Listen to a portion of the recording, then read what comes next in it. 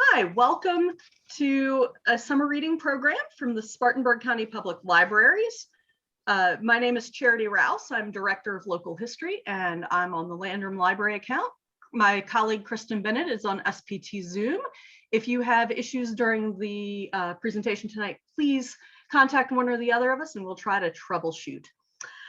We are glad that you are here.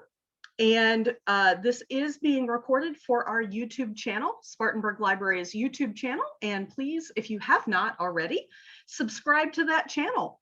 You can find a lot of lovely programs there for all ages, including a genealogy playlist, which includes a whole bunch of genealogy and family history related programs, which I hope you will check out. Tonight, we are following along with the adult summer reading theme of food, and we have a wonderful historic cookbook to talk about and republishing of. And I'm delighted to be able to introduce one of the co-authors, and full disclosure, his mom, Sue Hendricks, the other co-author, and I knew each other when I lived in Winston-Salem way back a bunch of years ago now. And that's how I met Chris.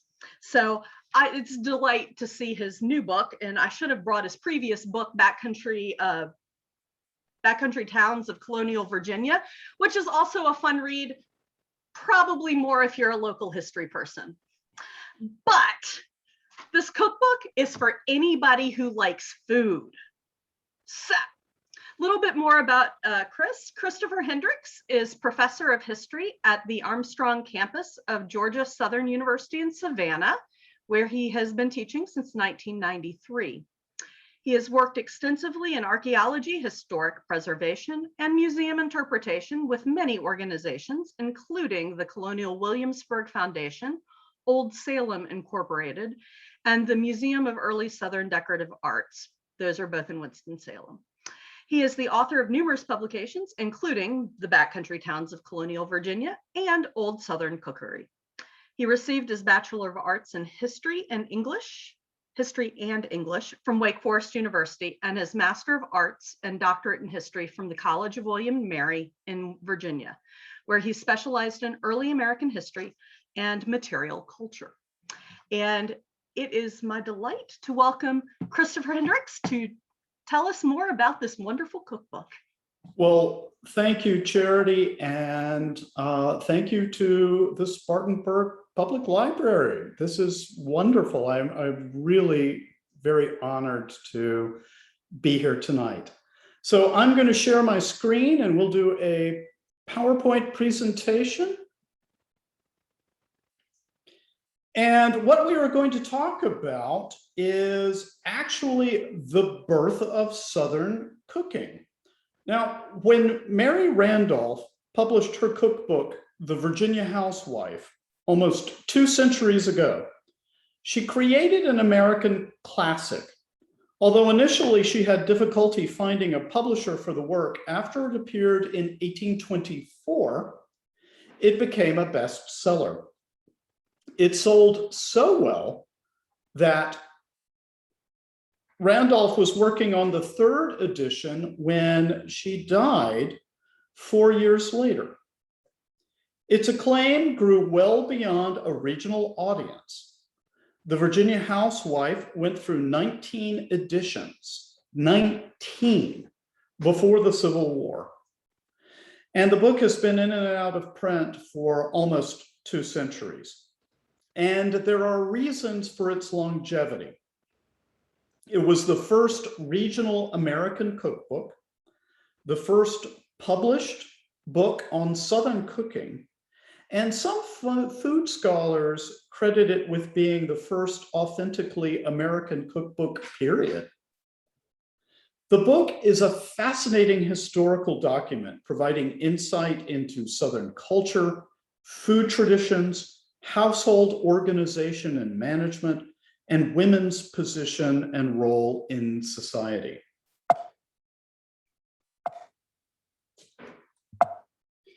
Hang on just a second. I'm having a problem forwarding.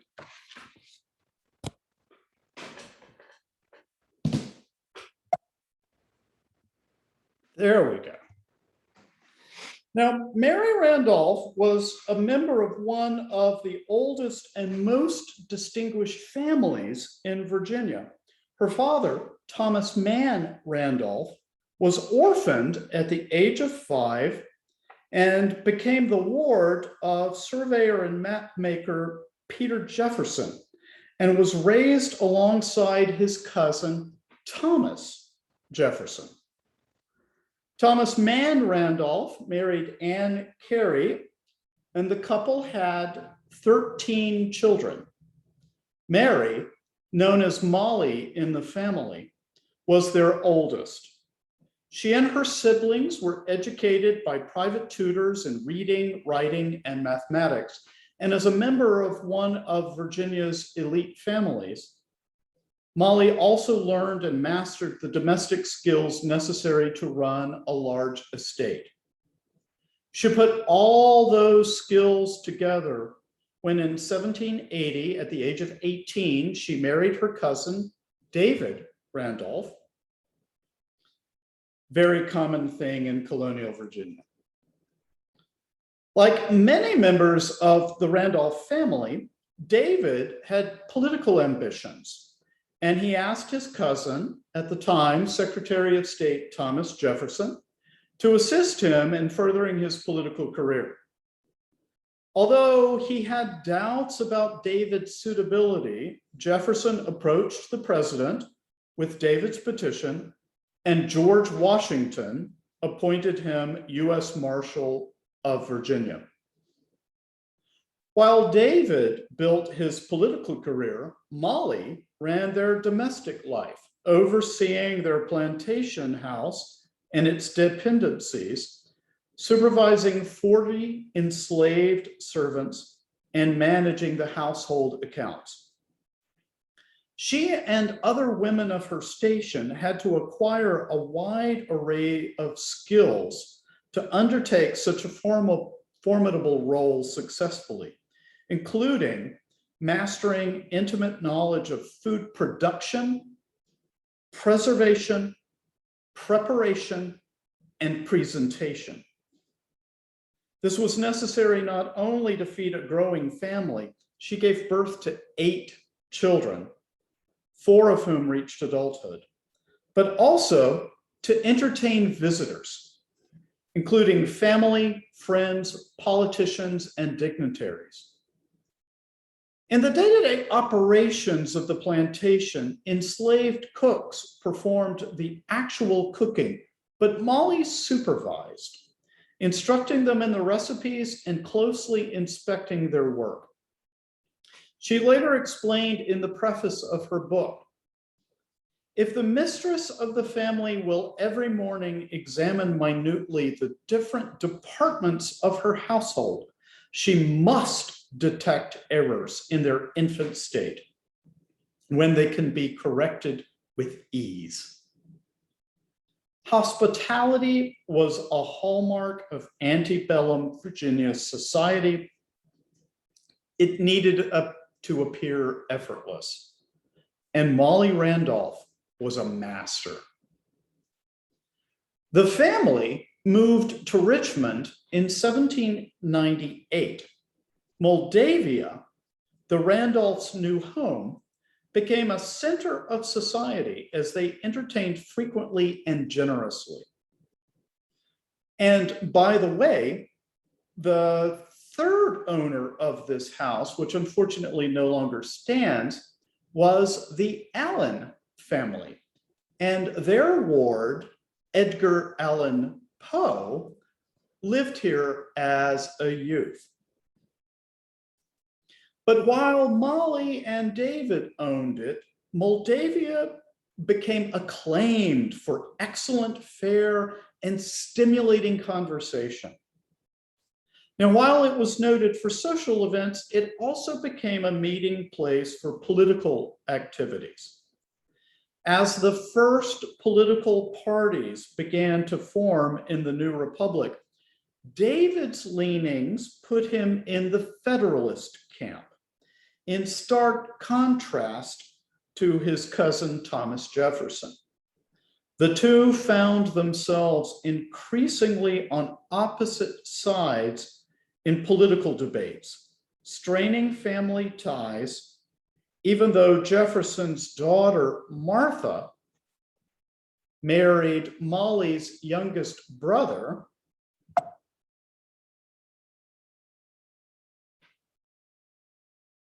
Thomas.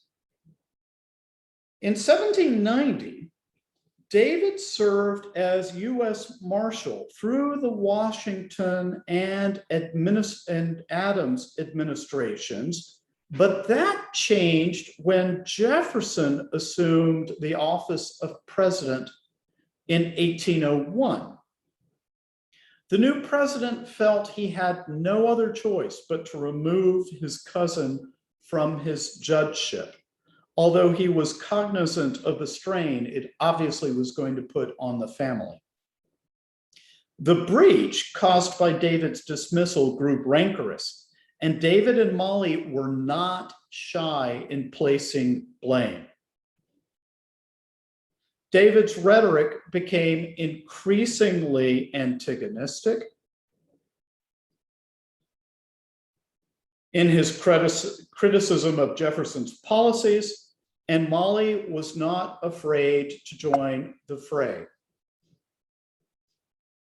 Herman Blennerhassett, an associate of Aaron Burr, Jefferson's vice president, spent an evening in Molly's company in October of 1807, and Molly impressed him with her demeanor and what he called her acute penetration. He found that she was quite blunt in expressing her political opinions, calling her very accomplished, of charming manners, and possessing a masculine mind. I assume he was trying to be complimentary. From this lady, the near relation of the president, and whose brother is married to the president's daughter, I heard more pungent strictures upon Jefferson's head and heart because they were better founded than any I have ever heard before. And she certainly uttered more treason than my wife ever dreamed of. Molly even helped spread reports of her cousin's relationship with his enslaved servant, Sally Hemings. Now, the loss of David's government job was a blow for the Randolphs financially, and their situation grew increasingly desperate with the collapse of tobacco prices and an economic recession. David sold their plantation, lots he owned in Richmond, and finally had to sell their home, Moldavia, in 1805. The family moved into a rented home, and by 1808, David decided he needed to seek better opportunities. So he moved to Britain and spent the next 7 years studying coal mining operations and trying to stir up interest in various inventions he had created among potential investors. When her husband went abroad, Molly took a bold step in supporting her family in their dire circumstances. In 1808, she placed an advertisement in the Richmond, Virginia Gazette stating, "Mrs. Randolph has established a boarding house on Carey Street for the accommodation of ladies and gentlemen." Now, this would have been unusual for a woman of her station to work supporting her family, but Molly felt that her friends would stand by her. She could select her customers carefully, and as there was a demand for accommodations in Richmond, particularly when the General Assembly was in session, she could acquire a good clientele. Richmond society flocked to support her in her new venture. She ran her boarding house in at least 2 different locations from 1807 until 1819, even after David returned from England. But as both were growing older, they decided to move to Washington, D.C., to the home of their son, William Beverly Randolph. There, they lived a quiet, retired life, although they enjoyed being in close proximity with their cousins, George Washington Parke Custis and his wife, Mary Ann Randolph Fitzhugh Custis, across the Potomac River at their home of Arlington.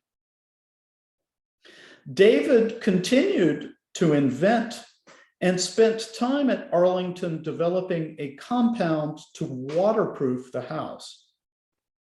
Meanwhile, Molly embarked on her own project. She decided to publish her recipes. In writing her cookbook, Mary Randolph followed in a fine legacy of female authors dating back to the late 16th century.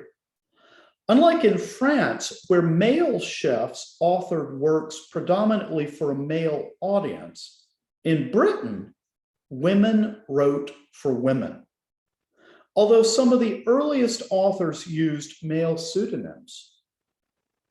In the first half of the 18th century, they began publishing works under their own names, but they were discreet, using their initials, trade cards, or phrases such as "by a lady." After 1750, though, female authors began to take full credit for their work and used their reputations as cooks to help sell their books. But these were largely servants, unlike other authors earlier who had been women of higher social standing. With the rise of the Consumer Revolution and the growth of literacy in Britain, increasing numbers of women from lower classes bought cookery books.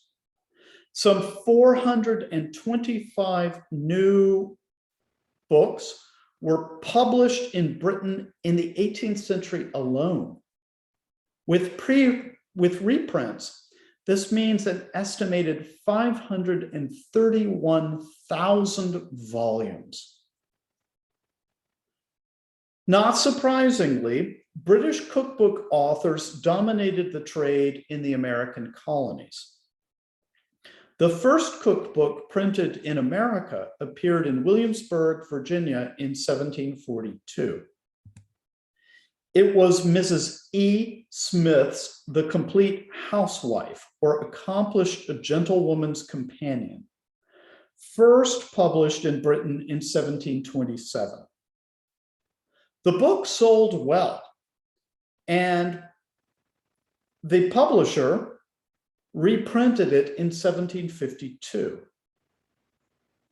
It was the only serious attempt to market an American-produced cookbook for 50 years.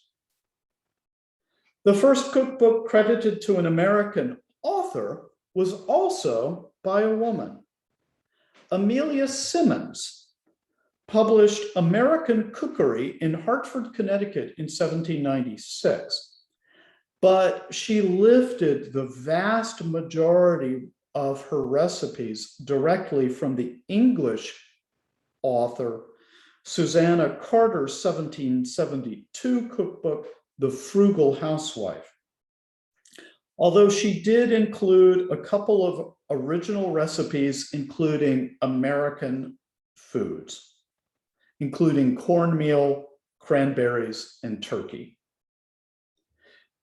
Though Simmons' work lacked originality, it nevertheless was quite popular. A dozen reprints and pirated editions appeared before 1830. For 30 years after the publication of Simmons' book, no significant cookbook by an American author appeared until Mary Randolph's Virginia Housewife. Collecting recipes and advice on household accounts was a common activity among members of Virginia's society.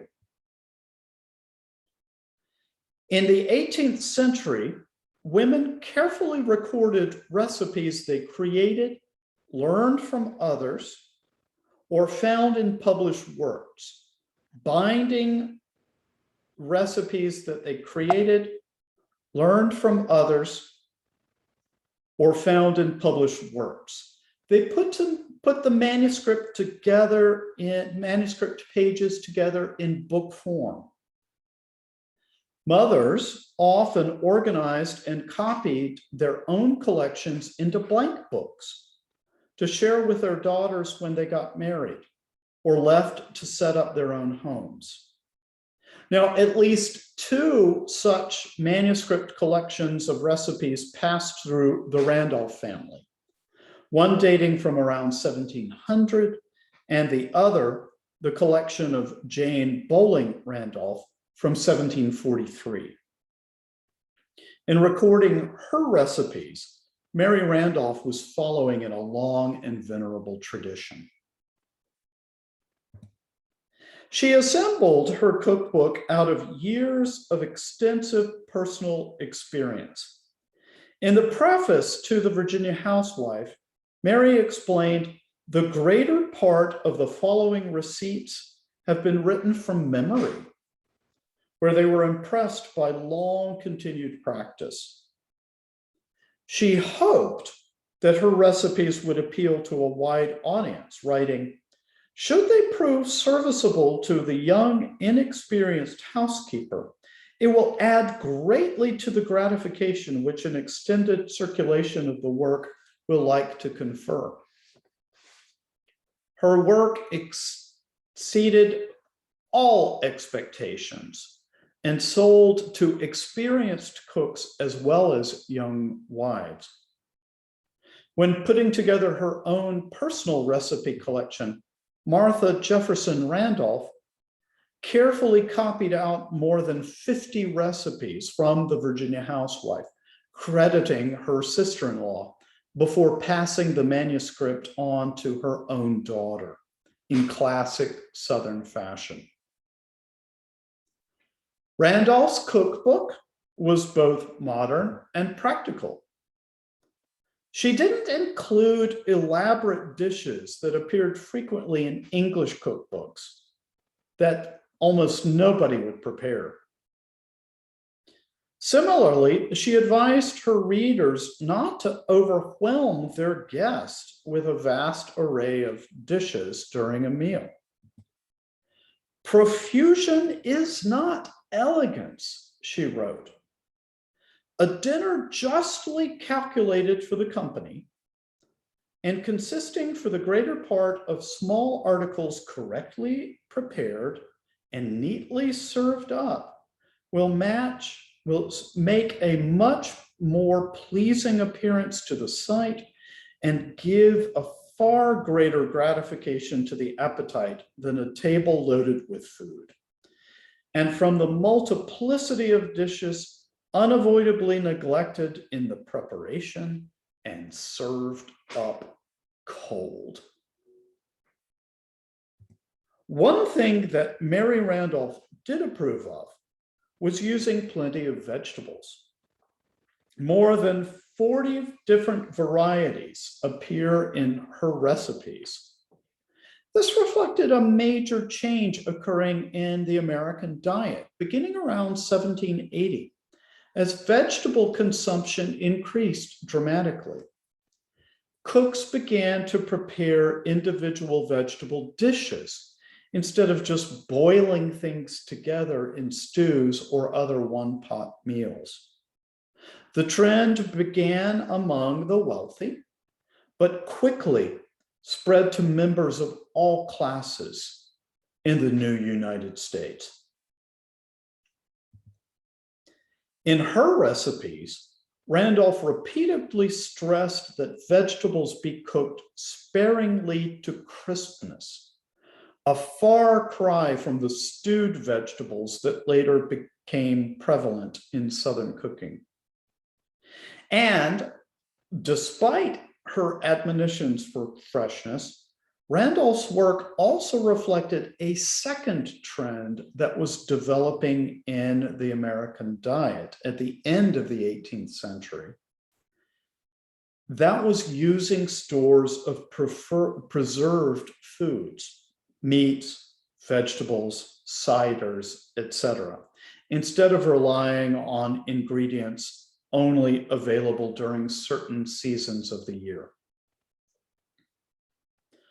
Widely acknowledged as the first collection of Southern recipes, Mary Randolph's The Virginia Housewife reflects a cuisine with a surprisingly wide range of cultural influences, variety, and sophistication.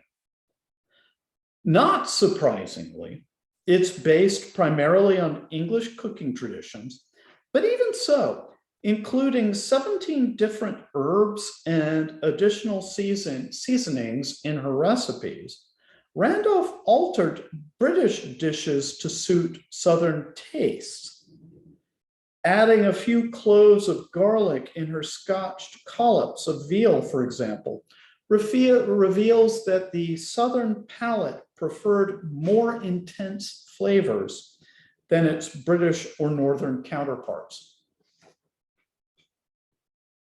Native American influences can be found in recipes through the use of American vegetables and grains such as pumpkin and corn, as well as techniques for barbecuing meats, particularly shote or young pig. African American and Caribbean traditions contributed by enslaved Black women appeared in the pages through foods such as yams, sorghum, and bananas, as well as dishes like gumbo. The presence of French Huguenots in 17th century Virginia, refugees from the French Revolution, and the influence of Randolph's cousin, Francophile Thomas Jefferson, meant that French fare was present as well, represented by breads, fondues, fritters, French fries, what Randolph called to fry sliced potatoes, and no fewer than 22 flavors of ice cream. Spanish dishes such as ropa vieja and gazpacho appear either because of the close proximity of Spanish America or through the agency of Randolph's sister, Harriet Randolph Hackley, who lived for a while in Cadiz, Spain. The Virginia Housewife includes recipes for Italian polenta and pasta. Mary Randolph even introduced Americans to macaroni and cheese. But possibly the most surprising foreign influence in the book is South Asian. Randolph's recipe for curry powder. The subtitle for Randolph's book, Method is the Soul of Management, strikes a theme that runs throughout the work. Randolph does not just mean food preparation, although that may be part of her intent. But she also had a larger vision in mind. In her preface, she wrote, "The grand arcanum of management lies in three simple rules. Let everything be done at the proper time, keep everything in its proper place, and put everything to its proper use." Randolph's rules emphasized organization and economy of movement, foreshadowing the work of social reformer Catherine Beecher, and following the French cooking system mise en place. In the 1825 edition, she included additional recipes as well as illustrations for new inventions, including a refrigerator. Her basic design was still in use until the development of electric refrigeration in the 20th century. With his inventive mind, David may have assisted in the development of the inventions and the production of the illustrations. Randolph was working on the third edition of the Virginia Housewife when she died in 1828 at the young age of 65. At her request, her body was interred at Arlington in a spot marked out by herself. Her grave was the first one known on the estate that later became the site of Arlington National Cemetery. But Mary Randolph's work lived on after her death. Through its numerous editions, it taught Southern cuisine to thousands of cooks across the United States and became the standard for generations. Mary Randolph succeeded in producing the most significant American cookbook of the 19th century.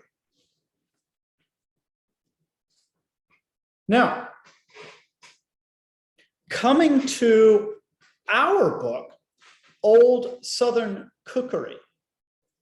The story of this began in the 1970s. My father was also an American historian who taught at Wake Forest University, and he traveled frequently doing research. Whenever he came back, he always brought a gift to my mother. And on one such trip, he brought back an 1860 edition of the Virginia Housewife.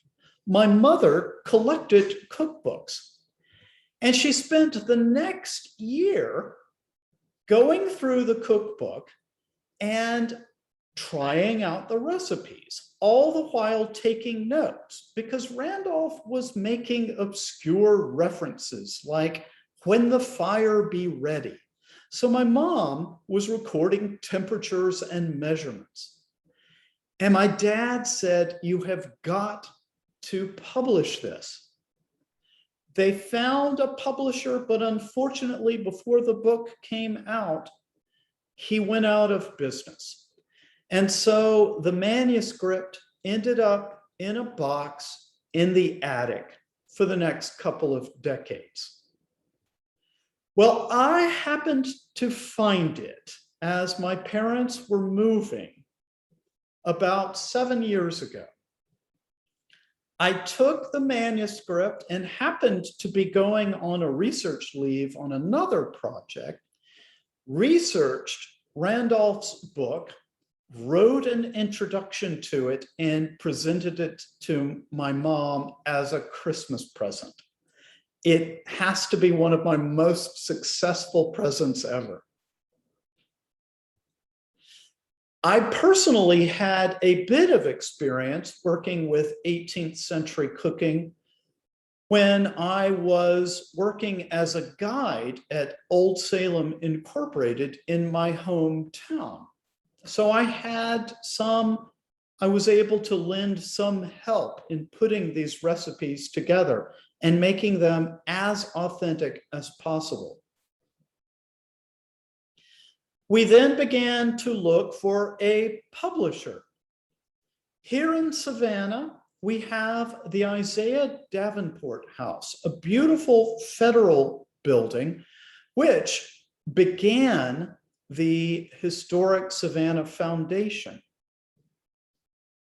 I happened to be attending a reception, and I asked the director, Jamie Cradle, if she was involved in any kind of projects. And she told me they were beginning a fundraising campaign. And so I thought, why not give it to them? And asked if she was interested. So we donated the manuscript to the Historic Savannah Foundation, and the result was amazing.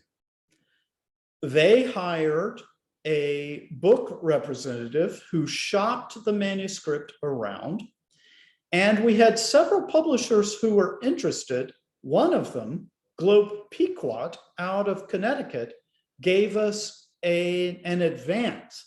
Now, let me tell you, as an historian, the only people who get advances on books are people like Doris Kearns Goodwin. This was really unusual. Jamie Cradle, the director, was also kind enough to allow us to use the 19th century porcelain collection as we shot photographs for the book. Who does that? We worked with two different food photographers. Jason James, a local food photographer, did the first several photographs. And then Deborah Llewellyn, who is a photographer who works with a variety of food magazines, came down from Atlanta, and we photographed the rest of them. It was hysterical. You're looking at my living room. So I was in the kitchen preparing the next dish while they were busy laying out the shots. The photography, the dishes have just been amazing.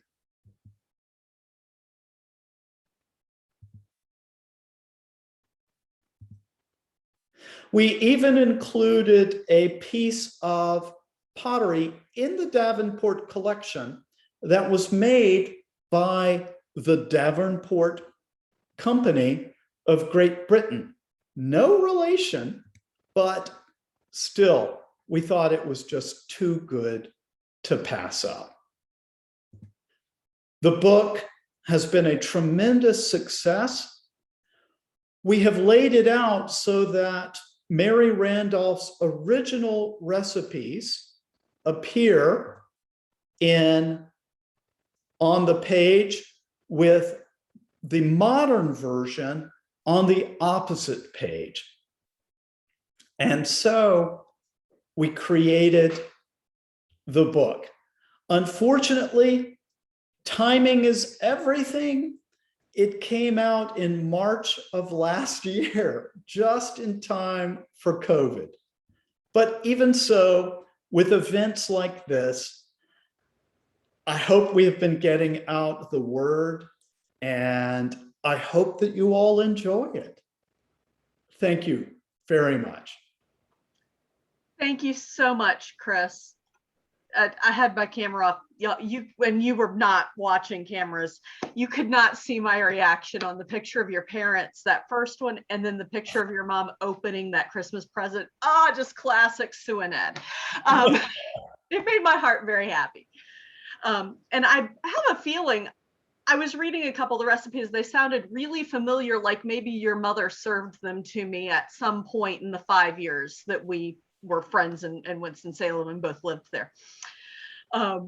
But we do have a couple questions in the chat, and I invite anyone else to ask more questions in the chat, and we will get those to Chris.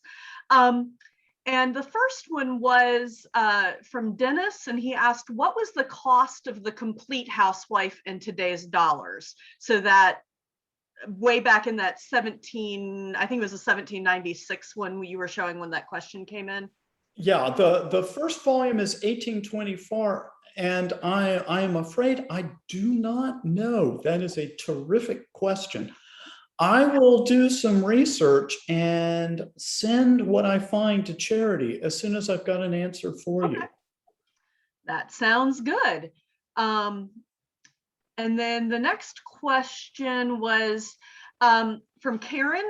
What fruits, vegetables, and herbs did Randolph use that are no longer available to the modern cook? There are a few. For example, she has a recipe for stewed salsify, which is related to, I think, celery. It's not very common. Occasionally, my mother, as she was experimenting through these things, had a little bit of problem. She misinterpreted, for example, when Mary Randolph talked about using pumpkin squash. There is something known as pumpkin squash. It is an antique squash that still is grown in Western Virginia and Tennessee. She interpreted that as being pumpkins, as in the jack-o'-lantern types. And the thing is that you cook this, you scrape out the squash itself and mix up the ingredients, return them into the rind, and then bake it in the rind itself. I have a vivid memory as a child of this deflated looking jack-o'-lantern thing coming out of the oven. It was not a huge success. Oh, wow. I can just picture that. Let's see, the next question I can answer. A copy of this talk may be seen at the Spartanburg County Public Library's YouTube page. Give us a few days because we have to get it to the right department who can post it, but it will be up there, and we will send an email to anyone whose email address is in our list here tonight with that link when it's available. But thank you for that. And then Jill asks, were you nervous handling that old beautiful pottery and dishes for the photo shoot? Oh, definitely. I had to go over to the Davenport house and go through the collection and select which dishes we thought we could use.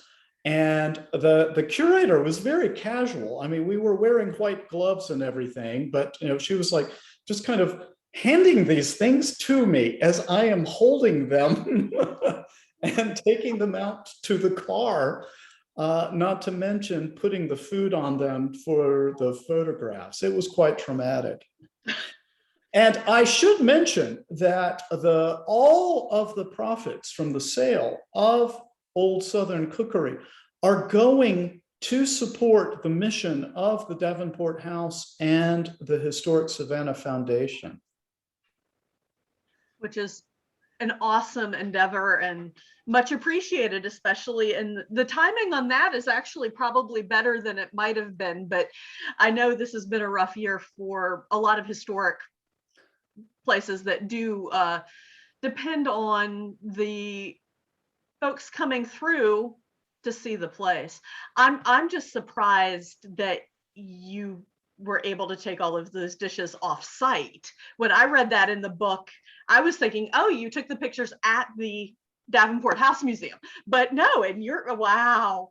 No, they came to our house and I washed them and then drove them back. It was really frightening.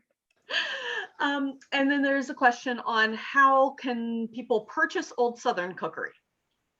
You may purchase it at your local bookstore. It is available at Books A Million. It is available at Barnes and Noble. It is available on all of the online outlets, but go for the local bookstore first before you go to Amazon.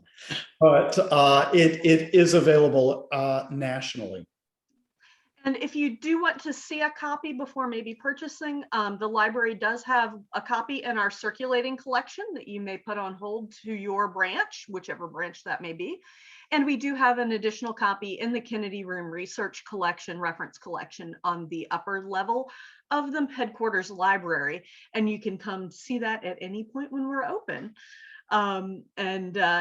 It is a great addition to our cookbook collection. And I do have to put a plug in as I'm talking about our collection. We do have a cookbook collection in our online digital collections. And you can find those from the library's website in Learning Tools and or from the Kennedy Room page. And we do have some copies of some of those old handwritten cookbooks that are in our collection. as well as some more recent cookbooks like the stroller cookbooks. We have a selection of those in that online digital collection as well. Stroller was a column in our local paper, Chris, for many years, and they did a yearly cookbook. And yeah, my staff member who's been transcribing those is really getting sick of Jello molds. She's mostly through that era, but she was like, why would anybody put that ingredient with that ingredient? We do have another question. What types of changes did you make to the recipes to make them usable to a modern audience? And how true do you think they are to Randolph's intent? Our intention was to make them as accurate as possible. The biggest change that we had to make, because Randolph was cooking for a boarding house, we had to basically cut many of the recipes down because, how often do you need something that serves 30? We did make a few suggestions as to alternative ingredients. A previous person had asked about things that are not readily available. Mm-hmm. One such thing is walnut ketchup. There is a recipe for walnut ketchup in Old Southern Cookery, but if you don't want to go through the time of preserving walnuts, there is an alternative. Various colonial reenactors have discovered that walnut ketchup is a dead ringer for A1 steak sauce. And so that kind of substitution. Another example of that would be mushroom ketchup. Now, mushroom ketchup is a wonderful condiment, and why it ever went out of style, I have no idea. It is still readily available in Great Britain, and you can get it online. In fact, I was traveling in England 2 summers ago and was in Cornwall and stopped at a grocery store and bought out their supply of mushroom ketchup. Their buyer must have thought, oh, this is great, there's a run, we have to restock. But an alternative would be, the closest thing that we have easily available at the grocery store in the United States is Worcestershire sauce. Gives a slightly different taste, but in terms of its consistency and general flavor is close. But aside from that kind of thing, for the most part, we tried to stay as true to the original as absolutely possible. If anybody else has a question, please type it into chat. I have a follow-up question. Do you have a favorite, and do you know if your mother has a favorite of these recipes? I know it might be asking to pick your favorite child, but my mom is really fond of Mary Randolph's recipe for various desserts. There's a trifle recipe that used to show up regularly at Christmas. I have a sentimental favorite, and it was fun. Growing up in the 70s, I didn't realize that these foods that we ate just kind of on a daily basis were coming from a 200-year-old cookbook. And one of the things that my mom did was to take Mary Randolph's recipe for cabbage a la creme and make it so that you could do it on the grill. So my dad would barbecue whatever he was cooking, and then in individual aluminum foil packets, my mom would then come along and make this creamed cabbage, which I, to this day, adore and have fond memories of summers growing up. As I'm pulling the recipe to see what's in it. It's very simple. It's cabbage, butter, salt and pepper, and cream. And you can do it on the grill as you're grilling the corn after you've taken off your hamburgers. Which is a lot of fun. Yeah, and one of the things is I was reading through this because I love reading cookbooks. I do enjoy cooking, and I just haven't I'm cooking for one most of the time. Some of these recipes just make well more. I'm glad you reduced them to a family size, but I need an occasion, and there will be one sometime soon. But it was just delightful reading it because you got the Mary Randolph's original and then the modern direction for those of us who have ovens that have temperature dials and those types of things. And so it is really quite the interesting read. And I'm going to have to try this Shrewsbury cakes recipe because I have a different recipe from another version that or another cookbook that I'm just going to have to try. Well, I'm not seeing any additional questions, but I appreciate everybody being here tonight. Chris, thank you so much. I'm going to turn the recording off if I can get to the right place here. Stop recording.